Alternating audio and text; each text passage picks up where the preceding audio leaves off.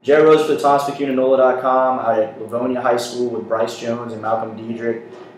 Malcolm was here last year. Bryce, you're over at Pointe Coupee Central, the two schools coming together this year. Really, first, what's that process been like? A couple area rivals out here in Pointe Coupee Parish. Malcolm, what was it like to have some of these new guys that y'all have been so used to playing against come over here?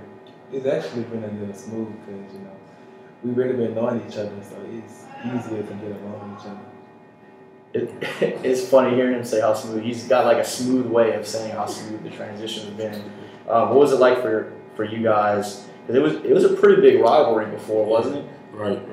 But you seemed real excited when you heard you were going to be coming over. What was it like for you to go from, man, we hate these guys, from a non-district game to now we're teammates? It was really surprising. I was happy to play with a team, that made it to the Dome last year, and to have a lot of swag they had on defense, and that was a big part of their success last year. And, me being over here with some of my teammates from Pointe Coupee Central, we just felt like we can't do nothing about it, And I had a team meeting before we came to Livonia for spring, and we got together and we talked about how we can make a big difference, not just on the field, but off the field also. So I think it was a good transition for us to combine with Livonia. And Coach Mistretta, a new coach over here, first-year coach with y'all, he said the point where he realized it was going to be a pretty smooth transition was the Pointe Coupee Central guys' first day coming out to spring stuff. They were a little bit late, and Bryce comes in and he's already breaking the huddle, getting everybody going. What was it like to hear guys like that were leaders at Pointe Coupee Central, they're coming over and they're being real vocal right off the bat?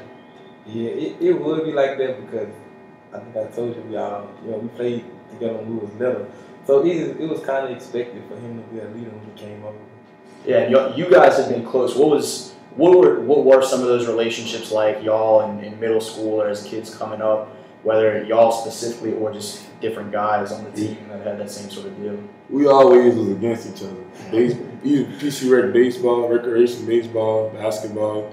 We never really played with each other, but we both was one of the top two in each category. In each sport, we played against each other. So we always was against each other. And like I said, my freshman year when he had jersey number 17 and I had number 17, we talked a lot of noise against each other in junior year. Y'all get a new coach this year, which is a whole nother thing that y'all had to kind of adjust to over here. What has that been like, just getting used to Coach Mistretta after Coach Brew went to Zachary? Coach Mistretta, he a businessman. Like, whatever it is, I'm about business. And when he's serious, he's serious. Yeah. Is that the biggest difference? Is just kind of the personality stuff? Yeah, that's really the biggest difference. Like, personnel and all that, it's the same, but he's like more stricter business type person. To come into a new school, what is it like to know that they're getting used to a new coach too? Is that helpful in some ways, or is that just a whole other thing that y'all are trying to get used to, so it makes it more challenging? It's a big difference, from last year, Coach Jonathan, which was my stepdad. It was a big difference because he was more relaxed, laid back. But Coach Mistretta is a coach where he gonna discipline you more than anything he asks. After practice, you can't snap your helmets off like you used to do at our old school and just get on one knee. You have to, he gonna have to discipline you through the whole way. No shortcuts, and nothing gonna stay on you. And that's the difference from us getting last year to this year, from us getting to the next level. It's preparing us to go to the next level as far as discipline. Y'all got along real well in terms of like players getting used to one another, getting used to Coach Mistretta. What has the community been like? Because the football fans out here are so passionate about it. I mean, I say football fans, but you see it in all the different sports. Just folks being so passionate and just getting really into the rivalries and stuff like that. What has been the kind of reaction from them that y'all have heard about the two schools coming together? I heard if Livonia doesn't make it to the Dome this year, so wrong. Has that been the biggest thing? Just optimism, kind of? Yes, it's a lot of expectations. Livonia through the whole Pointe Coupee Parish. Like, I feel like if we don't make it to the Dome, if we don't win a state championship this year, then a lot of upsets. A lot of heads gonna be down, and our fans been giving us so much support in Livonia, coming to our boot camp, coming to practice. It's just been a great support, and the parents and the community really helped us through our boot camp with our foods and our, places to stay at and, food. So it was always important to reach those expectations this year. To have these guys come in, how much does that help some of those expectations? Because y'all lost some important guys from that team last year, and now y'all have some other guys that are coming in that have some experience that maybe at the end of last football season y'all didn't realize were going to be part of the fold going into this year. What kind of stuff do they bring to the table overall? They bring a lot more athletes, so now it's a bunch of athletes everywhere. They bring experience. Like Bryce coming over. I think how many starters y'all brought? About like eight on defense, 5 on offense. Yeah, so that was a big one.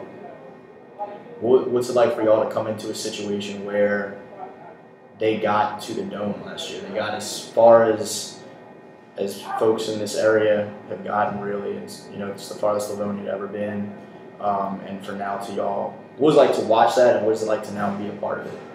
Watching it, I cheered them on, but I felt like we should have been in that state championship game as well.